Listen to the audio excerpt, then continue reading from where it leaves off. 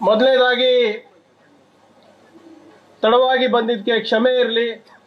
ಉದ್ದೇಶ ಮಂಗಳೂರಿಗೆ ಬರುವಂತ ವಿಮಾನ ಸ್ವಲ್ಪ ತಡವಾಗಿ ಬಂದಿರೋದ್ರಿಂದ ಇಲ್ಲಿ ಬರಲಿಕ್ಕೆ ತಡ ಆಯಿತು. ದಯವಿಟ್ಟು ತಮ್ಮೆಲ್ಲರ ಕ್ಷಮೆ ಇರಲಿ ಅಂತ ಕೇಳ್ಕೊತಾ ಇದ್ದೀನಿ. ಈಗಾಗಲೇ 1 ಗಂಟೆ ಆಗಿದೆ. ಹೆಚ್ಚೇನು ಮಾತಾಡೋದು ಅವಶ್ಯಕತೆ ಇಲ್ಲ ಅಂತ ನಾನು ಭಾವಿಸ್ತಾ ಇದ್ದೀನಿ. ಯಾಕಂದ್ರೆ ಮಂಗಳೂರು, ಉತ್ತರ ಕನ್ನಡ, ದಕ್ಷಿಣ ಕನ್ನಡದವರು ಮುಂಚೆಯಿಂದನೂ ಬಹಳ ಪ್ರಬುದ್ಧರಿದ್ದಾರೆ ಅಂತ ಕೇಳ್ಪಟ್ಟಿದ್ದೀನಿ ಸರ್. ಸೊ ಆದ್ರಿಂದ ಕಲ್ಯಾಣ ಕರ್ನಾಟಕದವ್ರು ಬಂದಿಲ್ಲಿ ಏನು ಉಪದೇಶ ಮಾಡೋದೋ ಗೊತ್ತಿಲ್ಲ. ಆದ್ರೆ ಒಂದು ಮಾತ್ರ ಬಹಳ ಸ್ಪಷ್ಟವಾಗಿ ಮಂಜುನಾಥ್ ಭಂಡಾರಿ ಅವರು ಹೇಳಿದ್ದಾರೆ. ಮುಂದಿನ ಬಾರಿ ರಹೀಂ ಖಾನ್ ಅವರೇ ಮತ್ತೆ ನರೇಂದ್ರ ಸ್ವಾಮಿ ಸಾಹೇಬ್ರೆ, ನಾವೆಲ್ಲರೂ ಹೊಂಬಳಕೆಗೆ ಸಹಕಾರ ನೀಡಿಲ್ಲ ಅಂದ್ರೆ ನಿಮಗೆ ಮಂಗಳೂರಿಗೆ ಬಂದ್ರೆ ಗೋಡಂಬಿನೂ ಸಿಗೋದಿಲ್ಲ ಅಂತ ಪ್ರಾಮಾಣಿಕವಾಗಿ ಹೇಳ್ತಾ ಇದ್ದೀನಿ. ಈ ಒಂದು ಸಭೆಯನ್ನ ನೋಡಿದ್ರೆ, ಹೊಂಬಳಕನ್ನ ನೋಡಿದ್ರೆ ಖಂಡಿತವಾಗೂ ಇದರಲ್ಲಿ ಸರ್ಕಾರಗಳು ಸಹಭಾಗಿತ್ವ ವಹಿಸಬೇಕು ಅಂತ ನನ್ನ ವೈಯಕ್ತಿಕ ಅಭಿಪ್ರಾಯ ಆಗಿದೆ. ಮುಂಬರುವ ದಿನಗಳಲ್ಲಿ ಖಂಡಿತವಾಗೂ ಇದನ್ನ ಯಾವ ರೀತಿ ನಾವು ಜಂಟಿಯಾಗಿ ಮಾಡಬಹುದು ಅಂತ ಕೂಡ ನಾನು ಇದನ್ನ ಸಂಪೂರ್ಣವಾಗಿ ಗಂಭೀರವಾಗಿ ಪರಿಶೀಲಿಸಿ ಇದನ್ನ ಮಾಡ್ತೀನಿ ಅಂತ ಕೂಡ ನನ್ನ ಮಾತನ್ನ ನಾನು ಕೊಡ್ಲಿಕ್ಕೆ ನಾನು ಬಯಸ್ತಾ ಇದ್ದೇನೆ. ಇನ್ನೊಂದು ಸಂತೋಷದ ಸುದ್ದಿ ಏನಪ್ಪಾ ಅಂದ್ರೆ, ವಿಶೇಷವಾಗಿ ಎಲ್ಲ ನಮ್ಮ ಕರ್ನಾಟಕದ ಗ್ರಾಮ ಪಂಚಾಯಿತಿ ಸದಸ್ಯರಿಗೆ ಹಾಗೂ ಅಧಿಕಾರಿಗಳಿಗೆ ಕರ್ನಾಟಕದ ಸರ್ಕಾರದ ವತಿಯಿಂದ ಹಾಗೂ ವೈಯಕ್ತಿಕವಾಗಿ ತಮಗೆ ಕೋಟಿ ಕೋಟಿ ಅಭಿನಂದನೆಯನ್ನ ಸಲ್ಲಿಸಲಿಕ್ಕೆ ನಾನು ಬಯಸ್ತಾ ಇದ್ದೀನಿ. ಕಾರಣ ಏನಪ್ಪಾ ಅಂದ್ರೆ, ಮೊನ್ನೆ ಕೇಂದ್ರ ಸರ್ಕಾರದವರು ಒಂದು ಸಮೀಕ್ಷೆಯನ್ನ ಮಾಡಿದ್ರು. ಪಂಚಾಯತಿ ವಿಕೇಂದ್ರೀಕರಣ ಕುರಿತು ದೇಶದ ಎಲ್ಲ ರಾಜ್ಯಗಳಲ್ಲಿ ನಡೆಸಿರುವ ಅಧ್ಯಯನ ವರದಿಯ ಪ್ರಕಾರ ಇಡೀ ದೇಶದಲ್ಲೇ, ಭಾರತದಲ್ಲೇ ಕರ್ನಾಟಕ ಪಂಚಾಯಿತಿ ರಾಜ್ ವ್ಯವಸ್ಥೆ ಏನಿದೆ ನಂಬರ್ 1 ಇದೆ ಅಂದ್ಬಿಟ್ಟು ಇವತ್ತು ಕೇಂದ್ರ ಸರ್ಕಾರ ನಮಗೆ ಒಂದು ಬಿರುದನ್ನು ಕೊಟ್ಟಿದೆ. ಸೊ ಇದಕ್ಕೆ ಕಾರಣಭೂತರಾದಂತ ಎಲ್ಲ ನಮ್ಮ ಪಂಚಾಯತ್ ಮೆಂಬರ್ಸ್ ಇರ್ಬೋದು, ನಮ್ಮ ಅಧಿಕಾರಿಗಳಿರ್ಬೋದು, ಅವರಿಗೆ ಸಹಕಾರ ನೀಡಿದಂತ ಎಲ್ಲರಿಗೂ ಕೂಡ ಜನಪ್ರತಿನಿಧಿಗಳಿಗೆ ನನ್ನ ವೈಯಕ್ತಿಕವಾಗಿ ಅಭಿನಂದನೆಯನ್ನ ಸಲ್ಲಿಸಲಿಕ್ಕೆ ಮತ್ತೆ ಧನ್ಯವಾದಗಳನ್ನ ಸಲ್ಲಿಸಲಿಕ್ಕೆ ನಾನು ಬಯಸ್ತಾ ಇದ್ದೀನಿ. ಇವತ್ತು ಕ್ರೀಡೋತ್ಸವವನ್ನು ಮಾಡ್ತಾ ಇದ್ದೀರಾ, ಮತ್ತೆ ನಮ್ಮ ಸಂಸ್ಕೃತಿಯ ಆಚರಣೆ ಕೂಡ ತಾವು ಮಾಡ್ತಾ ಇದ್ದೀರಾ. ವಿಭಿನ್ನವಾಗಿದೆ. ನಿಜವಾಗ್ಲೂ ನಾನು ಇಷ್ಟು ದೊಡ್ಡ ಮಟ್ಟದಲ್ಲಿ ಇರುತ್ತೆ ಅಂತ ಅನ್ಕೊಂಡಿರ್ಲಿಲ್ಲ ಸರ್. ಇದು ಇವತ್ತು ನೀವು ಕ್ರೀಡೆ ಅಥವಾ ಜಾನಪದ ಕಲೆ ಇರಬಹುದು, ಇದು ಬರೇ ನಾವು ರೆಕ್ರಿಯೇಷನ್ ಆಗಿ, ಹವ್ಯಾಸ ಆಗಿ ಅಷ್ಟೇ ಅಲ್ಲ. ಇದರಿಂದ ದೈಹಿಕ, ಮಾನಸಿಕ ಯೋಗಕ್ಷೇಮ ಸಿಗುತ್ತೆ. ಅದರಲ್ಲಿ ಯಾವುದೇ ಡೌಟ್ ಇಲ್ಲ. ಆದ್ರೆ ಕ್ರೀಡೆಯಿಂದ ಕಲಿಯೋದು ಕೂಡ ಬಹಳಷ್ಟು ಇದೆ ನಮಗೆ. ಶಿಸ್ತಿರ್ಬೋದು, ಸಮಯದ ಪ್ರಜ್ಞೆ ಇರ್ಬೋದು, ಸಮಯದ ನಿರ್ವಹಣೆಯ ಪ್ರಜ್ಞೆ ಇರ್ಬೋದು, ತಂಡದ ಮನೋಭಾವ ಮತ್ತು ನಾಯಕತ್ವದ ಕೌಶಲ್ಯ ಇರ್ಬೋದು, ಯಶಸ್ಸು ಮತ್ತು ವೈಫಲ್ಯವನ್ನ ಯಾವ ರೀತಿ ನಾವು ಹ್ಯಾಂಡಲ್ ಮಾಡಬಹುದು, ಯಾವ ರೀತಿ ನಾವು ನಿಭಾಯಿಸಬಹುದು ಅಂತ ಕೂಡ ನಾವು ಕಲಿತೀವಿ. ಯಾಕಂದ್ರೆ ಇವೆಲ್ಲನೂ ಕೂಡ ಕಲಿಕೆ ಏನಿದೆ ನಮ್ಮ ಜೀವನದಲ್ಲಿ ಬಹಳ ಮುಖ್ಯ ಪಾತ್ರ ವಹಿಸ್ತದೆ. ಮುಖ್ಯವಾಗಿ ಇಲ್ಲಿ ನಾವು ಕಲ್ತಂತ ಏನು ಪಾಠಗಳಿವೆ ಅದು ನಾವು ಕೆಲಸದಲ್ಲಿ ಅಳವಡಿಸ್ಕೋಬೇಕು ಅಂತ ನಾನು ನಮ್ಮ ಮೆಂಬರ್ಸಿಗಿರ್ಬೋದು, ನಮ್ಮ ಅಧಿಕಾರಿಗಳಿಗಿರ್ಬೋದು ಹೇಳಲಿಕ್ಕೆ ನಾನು ಬಯಸ್ತಾ ಇದ್ದೀನಿ. ಎಸ್ಪೆಷಲಿ ಟೀಮ್ ಸ್ಪಿರಿಟ್ ಮತ್ತೆ handling of success and failure, ಇದು ಬಹಳ ಪ್ರಮುಖವಾದಂತ ವಿಷಯಗಳಂತ ನನ್ನ ವೈಯಕ್ತಿಕ ಅಭಿಪ್ರಾಯ.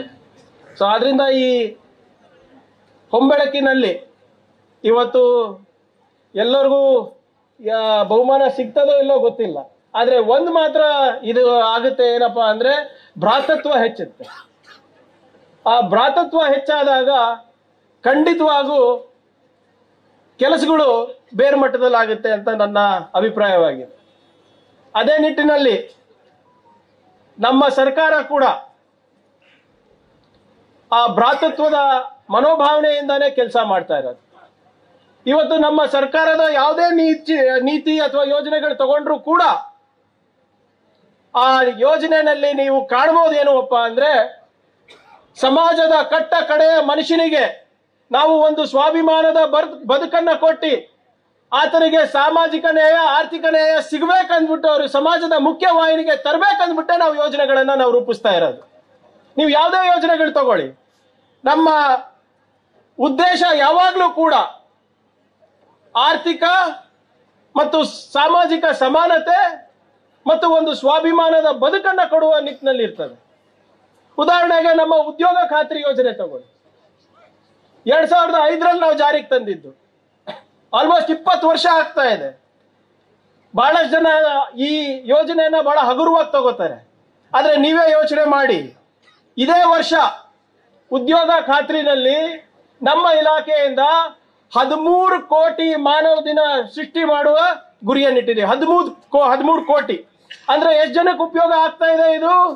ಇಲ್ಲಿ ತನಕ 47 ಲಕ್ಷ ಜನ ಇದರ ಲಾಭ ತಗೊಂಡಿದ್ದಾರೆ. 47 ಲಕ್ಷ ಜನ ಅಂದ್ರೆ ಎಷ್ಟು ಕುಟುಂಬಗಳು? 27 ಲಕ್ಷ ಕುಟುಂಬಗಳಿಗೆ ಇವತ್ತು ಇದು ಆಶ್ರಯ ಆಗಿದೆ. ಇವತ್ತು 14,66,000 ಕಾಮಗಾರಿಗಳು, 14,66,000 ಕಾಮಗಾರಿಗಳು ಇಡೀ ರಾಜ್ಯದಲ್ಲಿ ನಡೆದಿವೆ. ಸಣ್ಣ ಪುಟ್ಟ ಕಾಮಗಾರಿಗಳು, ಯಾವುದು ಸರ್ಕಾರ ಹಂತದಲ್ಲಿ ಆಗೋದಿಲ್ಲ. ಇವತ್ತು ಸ್ಥಳೀಯ ಸರ್ಕಾರಗಳದನ್ನ ಮಾಡಿ ತೋರಿಸ್ತಾ ಇದೆ, ಗ್ರಾಮ ಪಂಚಾಯತ್ಗಳದನ್ನ ಮಾಡಿ ತೋರಿಸ್ತಾ ಇದ್ದಾರೆ. ಇದರ ಇಂಪ್ಯಾಕ್ಟ್ ಏನಿದೆ ಇದನ್ನ ನಾವು ತಿಳ್ಕೋಬೇಕಾಗಿದೆ. ಹೆಣ್ಮಕ್ಳು ಇನ್ನ ಹೆಚ್ಚು ರೀತಿಯಲ್ಲಿ ಅವರಿಗೆ ಉದ್ಯೋಗಕ್ಕೆ ಅವಕಾಶ ಕೊಡಬೇಕು ಅಂದ್ಬಿಟ್ಟು ನಮ್ಮ ಸರ್ಕಾರ ಬಂದ ಮೇಲೆ ಕೂಸಿನ ಮನೆ ಅಂದ್ಬಿಟ್ಟು ಒಂದು ವಿನೂತನವಾದಂತಹ ಯೋಜನೆ ನಾವು ಪ್ರಾರಂಭ ಮಾಡಿದ್ದೀವಿ.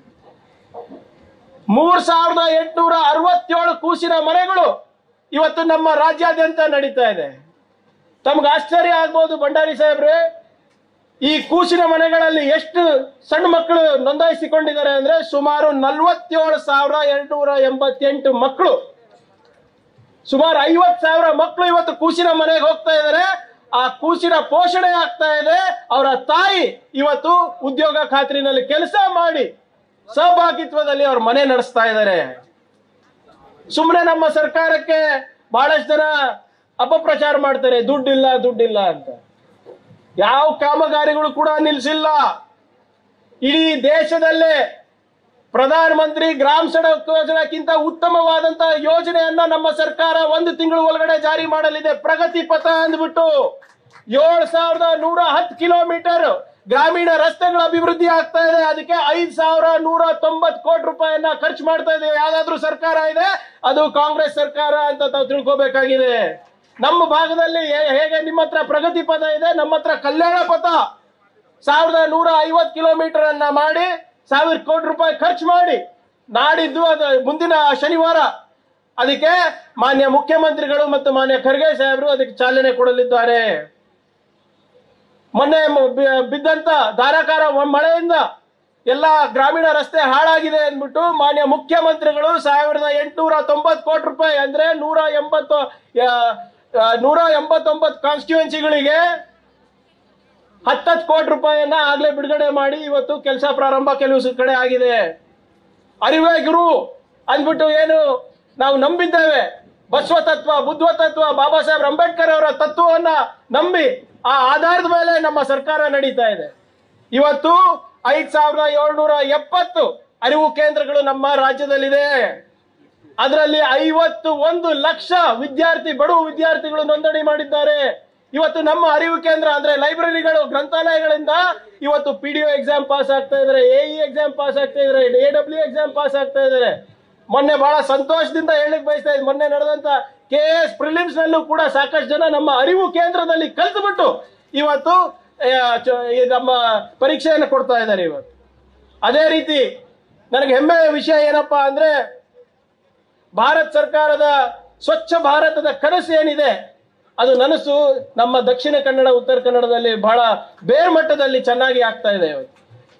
ಏನು ಘನತ್ಯಾಜ್ಯ ವಿಲೇವಾರಿ ಘಟಕಗಳಿದೆ 5,212 ಇದೆ. ಸಾಲಿಡ್ ವೇಸ್ಟ್ ಮ್ಯಾನೇಜ್ಮೆಂಟ್ ಪ್ಲಾಂಟ್ಸ್, ಪ್ರತಿ ಒಂದು ಪ್ಲಾಂಟಿಗೆ 2 ಕೋಟಿ ಖರ್ಚು ಮಾಡ್ತಾ ಇದ್ದೀವಿ. ಆದ್ರೆ ಹೆಮ್ಮೆಯ ವಿಷಯ ಏನಪ್ಪಾ ಅಂದ್ರೆ, ಹೆಚ್ಚಿನ ಸಂಖ್ಯೆಯಲ್ಲಿ ಇದು ಕಾರ್ಯಗತ ಆಗ್ತಾ ಇರೋದು ನಿಮ್ಮ 2 ಅವಿಭಾಜ್ಯ ಜಿಲ್ಲೆಗಳಲ್ಲಿ. ಬಹಳ ಉತ್ತಮವಾದಂತ ನಿಮ್ಮ ಪುಣ್ಯ ಚೆನ್ನಾಗಿದೆ ಸರ್, ನಿಮಗೆ ಒಳ್ಳೆ ಅಧಿಕಾರಿಗಳು ಸಿಕ್ಕಿದ್ದಾರೆ. ಇಬ್ರು 2 ಜಿಲ್ಲೆಗಳಲ್ಲೂ ಕೂಡ. ಈಗ ಇದು ಪಬ್ಲಿಕ್ ಎಂಡೋರ್ಸ್ಮೆಂಟ್ ಅಲ್ಲ Anand, you have to work harder. No but ಯಾಕಂದ್ರೆ ಇವತ್ತು ಇದೆಲ್ಲ ಮಾಡೋದು ಸುಲಭ ಅಲ್ಲ. ಜನರಲ್ಲಿ ಸಾಮಾನ್ಯ ಪ್ರಜ್ಞೆ ಮೂಡಿಸ್ಬೇಕು, ಅವೇರ್ನೆಸ್ ಮೂಡಿಸ್ಬೇಕು, ಅವ್ರಿಗೆ ಕೈಕಾಲು ಬಿದ್ದು ಇವತ್ತೆಲ್ಲ ಕೆಲಸ ಮಾಡಿಸ್ಬೇಕು. ಆದ್ರಿಂದ ಇದು ಸುಲಭವಾದಂಥ ಕೆಲಸ ಅಲ್ಲ. ಮತ್ತೆ ವಿಶೇಷವಾಗಿ ನಮ್ಮ ಇಲಾಖೆ ಮೊದಲನೇ ಬಾರಿಗೆ ನಮ್ಮ ರಾಜ್ಯದ ಇತಿಹಾಸದಲ್ಲೇ ಈ ಕೆಲಸ ಆಗಿಲ್ಲ. ಎಲ್ಲ ಗ್ರಾಮ ಪಂಚಾಯತ್ನಲ್ಲೂ ಇವತ್ತು ಪಾಸ್ ಮಿಷಿನ್ಗಳಿದೆ ಟ್ಯಾಕ್ಸ್ ಕಲೆಕ್ಷನಿಗೆ ಅಂತ. ಇವತ್ತು ನಮ್ಮ ಜಿಲ್ಲಾಧಿಕಾರಿಗಳು ಇರ್ಬೋದು ಅಥವಾ ನಮ್ಮ ಸಿಇಒಗಳು ಇರ್ಬೋದು, ಪ್ರತಿ ತಿಂಗಳು ಅವರು ರಿವ್ಯೂ ಮಾಡ್ತಾ ಇರೋದ್ರಿಂದ ನಮ್ಮ ರಾಜ್ಯದ ಇತಿಹಾಸದಲ್ಲಿ ಮೊದಲನೇ ಬಾರಿಗೆ ಗ್ರಾಮ ಪಂಚಾಯತ್ಗಳಿಂದ 1,100 ಕೋಟಿ ರೂಪಾಯಿ ಟ್ಯಾಕ್ಸ್ ಕಲೆಕ್ಷನ್ ಆಗಿದೆ. 1,100 crores. Never in the history of Karnataka ಇದಾಗಿರೋದು. ಆಮೇಲೆ ಈ ದುಡ್ಡು ಎಲ್ಲ ಹೋಗ್ತಾ ಇದೆ, ವಾಪಸ್ಸು ನಿಮ್ ಪಂಚಾಯತಿಗೆ ಬರ್ತಾ ಇದೆ. ಆ ದುಡ್ಡಿಂದ ಏನ್ ಮಾಡ್ತಾ ಇದ್ದೀರಾ? ಹೆಚ್ಚು ಕೆಲಸ ನೀವೇ ತಗೋತಾ ಇದ್ದೀರಾ. ಸೊ ಆದ್ರಿಂದ ಇದ್ರ ಬಗ್ಗೆ ಹೆಚ್ಚು ಕಾಳಜಿ ವಹಿಸಬೇಕು ಅಂತ ನಾನು ನಿಮ್ಮ ಹತ್ರ ಕೇಳ್ಕೊತಾ ಇದ್ದೀನಿ. ಹೆಚ್ಚೇನು ಮಾತಾಡ್ಲಿಕ್ಕೆ ಹೋಗೋದಿಲ್ಲ. ಕೊನೆಯದಾಗಿ ನಮ್ಮ ಅಧಿಕಾರಿಗಳಿಗೆ ಮತ್ತೆ ನಮ್ಮ ಪ್ರತಿನಿಧಿಗಳಿಗೆ ಈ 5 ಸೂತ್ರಗಳನ್ನ ನೀವು ದಯವಿಟ್ಟು ಅಳವಡಿಸ್ಕೋಬೇಕು ಅಂತ ತಮ್ಮ ಹತ್ರ ಕಳ್ಕಳಿ ವಿನಂತಿ ಮಾಡ್ತಾ ಇದ್ದೀನಿ. ಒಂದು ಪಂಚಸೂತ್ರಗಳನ್ನ ನಾವು ಎಲ್ಲರೂ ಸೇರಿ ಕಳೆದ ನಮ್ಮ ಒಂದು ಪಂಚಾಯತ್ ಅಧಿಕಾರಿಗಳ ಒಂದು ಸಮ್ಮೇಳನದಲ್ಲಿ ನಾವು ತೀರ್ಮಾನ ತಗೊಂಡಿದ್ದು. ಜನಪ್ರತಿನಿಧಿಗಳು ತಗೋಬೇಕು, ಅಧಿಕಾರಿಗಳು ತಗೋಬೇಕು. ಪಂಚಸೂತ್ರಗಳು ಯಾವ ಪಂಚಸೂತ್ರಗಳು ಅಂದ್ರೆ, ಮೊದಲನೇದು ಸ್ಪಂದನೆ ಇರಬೇಕು. ಪಬ್ಲಿಕ್ ರೆಪ್ರೆಸೆಂಟೇಟಿವ್ಸ್ ಇರ್ಬೋದು, ಅಫಿಷಿಯಲ್ಸ್ ಇರ್ಬೋದು, ಜನರ ಬಗ್ಗೆ ಕಾಳಜಿ ಇರಬೇಕು. ಅವ್ರು ಯಾವಾಗ ಅವ್ರ ಸಮಸ್ಯೆಗಳು ತಗೊಂಡು ಬರ್ತಾರೆ ಅದಕ್ಕೆ ಸ್ಪಂದಿಸ್ಬೇಕು ತಾವು. ಅದು ಆಗುತ್ತೋ ಬಿಡುತ್ತೋ ಸೆಕೆಂಡ್ರಿ, ಆದ್ರೆ ಉತ್ತಮವಾದಂತ ಸ್ಪಂದನೆ ಕೊಟ್ಟಾಗ ಆಟೋಮ್ಯಾಟಿಕ್ ಆಗಿ ಅರ್ಧ ಕೆಲಸ ಆದಂಗೆ ಅಂತ ನಾವು ಹೇಳ್ಬೋದಾಗ್ತದೆ. ಎರಡನೇದು ಸಮನ್ವಯತೆ. ಎಲ್ಲೋ ಒಂದ್ ಕಡೆ ನಮ್ಮ ಅಧಿಕಾರಿಗಳಲ್ಲಿ ಸಮನ್ವಯತೆ ಕೊರತೆ ಇರ್ತದೆ, ಪಬ್ಲಿಕ್ ರೆಪ್ರೆಸೆಂಟೇಟಿವ್ಸ್ ನಲ್ಲಿ ಸಮನ್ವಯತೆ ಕೊರತೆ ಇರ್ತದೆ. ಬಹಳ ಸರಿ ನಾವು ನೋಡಿದೀವಿ, ಯಾರೋ ಒಂದು ಪರ್ಮಿಷನ್ ಕೇಳಿರ್ತಾರೆ, ಆ ಪರ್ಮಿಷನ್ PDO ಇಂದ ನಿಮ್ಮ ಇಒ ಹೋಗಿರುತ್ತೆ. ಅವರಿಬ್ರು ಅಕ್ಕಪಕ್ಕನೆ ಕೂತಿರ್ತಾರೆ ಒಂದೇ ಬಿಲ್ಡಿಂಗ್ ಅಲ್ಲಿ. ಹೌದಾ ಇಲ್ಲಮ್ಮ? ಯಾರ ಹತ್ರ ಕಳ್ಸಿದ್ರೆ ಅಂದ್ರೆ ಇಒ ಹತ್ರ ಕಳ್ಸಿರ್ತಾರೆ. ಇಒ ಎಲ್ಲಿರ್ತಾರೆ? ಅಲ್ಲೇ ಪಕ್ಕದಲ್ಲಿ ಇರ್ತಾರೆ. ಸಮನ್ವಯತೆ ಇರಬೇಕು. ಸ್ಪಂದನೆ, ಸಮನ್ವಯತೆ, ಸಮಯ ಪ್ರಜ್ಞೆ ಇರಲಾರ್ದೆ ಕೆಲಸ ಮಾಡಿದ್ರೆ ಅದು ನೀರಿನಲ್ಲಿ ಹೋಮ ಮಾಡ್ದಂಗೆ. ನೀವು ಡಿಲೇ ಮಾಡ್ಕೋತಾ ಹೋದ್ರೆ ಪ್ರಯೋಜನ ಯಾರಿಗೂ ಆಗೋದಿಲ್ಲ. ಆದ್ರಿಂದ ಸಮಯ ಪ್ರಜ್ಞೆ ಕೂಡ ನಮ್ಮ ಅಧಿಕಾರಿಗಳಲ್ಲಿ ಮತ್ತೆ ಜನಪ್ರತಿನಿಧಿಗಳಲ್ಲಿ ಬರಬೇಕಾಗ್ತದೆ. ಮತ್ತೆ ಪರಿಣಾಮಕಾರಿ ಅನುಷ್ಠಾನ. ಕೆಲವು ಸರಿ ಏನಾಗುತ್ತೆ, ದೇವ್ರು ಕೊಟ್ಟರು ವರ ಪೂಜಾರಿ ಕೊಡಲ್ಲ ಅಂತಾರೆ. ಅಂದ್ರೆ ಸರ್ಕಾರ ಕೊಟ್ಟರು ಅಧಿಕಾರಿಗಳಿರ್ಬೋದು, ನಮ್ಮಂತ ರಾಜಕಾರಣಿಗಳಿರ್ಬೋದು, ಅದನ್ನ ನಾವು ಹಿಡ್ಕೊಂಡು ಕೂತ್ಕೊಂತೀವಿ. ಸೊ ಪರಿಣಾಮಕಾರಿಯಾಗಿ ಅನುಷ್ಠಾನ ಆಗ್ಬೇಕಾದ್ರೆ ನಾವೆಲ್ಲರೂ ಕೂಡ ಅದ್ರ ತಕ್ಕಂಗೆ ಕೆಲಸ ಮಾಡಬೇಕಾಗುತ್ತೆ. 5ನೇದು ಹೊಣೆಗಾರಿಕೆ, ಅಕೌಂಟಬಿಲಿಟಿ. ಇದು ಬಹಳ ಮುಖ್ಯ, ಎಸ್ಪೆಷಲಿ ನಮ್ಮ ಅಧಿಕಾರಿ ವರ್ಗದವರಿಗೆ. ಹೊಣೆಗಾರಿಕೆ ತಗೊಳ್ಳಿಕ್ಕೆ ಹೆದರ್ತಾರೆ. ಈಗ ನಮ್ಮ ರಾಜ್ಯದಲ್ಲಿ ನೀರು ಎಲ್ಲೇ ಕಲುಷಿತ ಆದ್ರೂ ಕೂಡ ಬಯಸ್ಕೊಳೋದು ನಾನೇ. ಅಲ್ಲಿ PDO ಕೆಲಸ ಮಾಡಿರಲ್ಲ ಅಥವಾ RWS ಇಂಜಿನಿಯರ್ ಕೆಲಸ ಮಾಡಿರಲ್ಲ, ಆದ್ರೆ ಬಯಸ್ಕೊಡೋದು ನಾನೇ. ಆದ್ರೆ ನಾನೇ ಅಲ್ವಾ ಮಂತ್ರಿ? That is I am accountable for that. ಹೊಣೆಗಾರಿಕೆ ನಂದೆ. ಅದೇ ರೀತಿ ಎಲ್ಲರೂ ಅವರವರ ಹಂತದಲ್ಲಿ ಹೊಣೆಗಾರಿಕೆ ತಗೊಂಡ್ರೆ ನಿಜವಾಗ್ಲೂ ನಾವು ಗ್ರಾಮ ಸ್ವರಾಜ್ಯದ ಕನಸೇನು ಕಾಣ್ತಾ ಇದ್ದೀವಿ ಅದು ನನಸಾಗೋದ್ರಲ್ಲಿ ಯಾವುದೇ ಸಂದೇಹ ಇಲ್ಲ. ಈ ಪಂಚಸೂತ್ರಗಳನ್ನ ಅಳವಡಿಸ್ಕೊಳ್ಳಿ ಅಂತ ಹೇಳ್ತಾ ಇರೋದು. ಸ್ಪಂದನೆ, ಸಮನ್ವಯತೆ, ಸಮಯ ಪ್ರಜ್ಞೆ, ಪರಿಣಾಮಕಾರಿ ಅನುಷ್ಠಾನ ಹಾಗೂ ಹೊಣೆಗಾರಿಕೆ.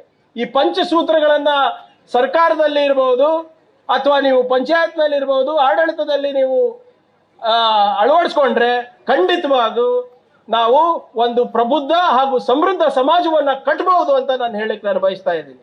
ಯಾವಾಗಲೂ ಕೂಡ ಬದಲಾವಣೆ ಬಗ್ಗೆ ನಾವು ಹೆಚ್ಚಿನ ಆಸಕ್ತಿ ಇರ್ತೇವೆ. ಆದ್ರೆ ನಾವು ನಿಜವಾಗ್ಲೂ ಬದಲಾವಣೆ ತರಬೇಕು ಅಂದ್ರೆ ಅದು ಗ್ರಾಮದಲ್ಲಿ ಮಾತ್ರ ಸಾಧ್ಯ.